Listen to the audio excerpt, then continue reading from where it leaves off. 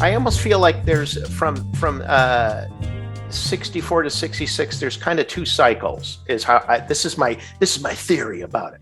There's kind of lay out the theory, man. There's two buildups and breakdowns from 62 to 66. So the buildup is 62, Love Me Do, the single, to Hard Day's Night, which is the pinnacle of that mop top phase.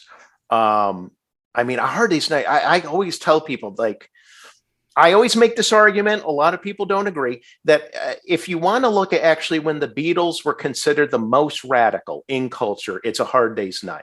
Because at that point, there's no Dylan. The Stones and the Who are not really, they're still doing covers. The Kinks are barely anything.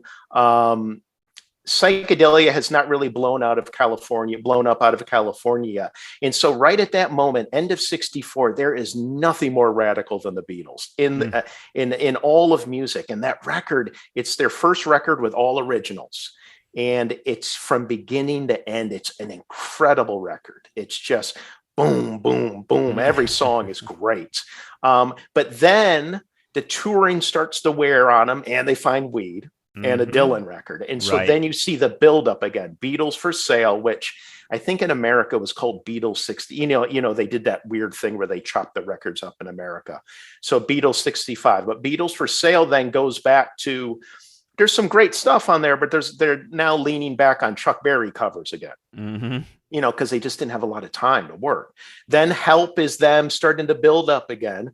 Then Rubber Soul is like, okay, here we go. And then Revolver is like, the second cresting of the wave in that 4-year period. Rubber Soul feels like a total weed album to me. I think it really is. What makes it a weed album, though? To me, like I mentioned the double entendres, all the words.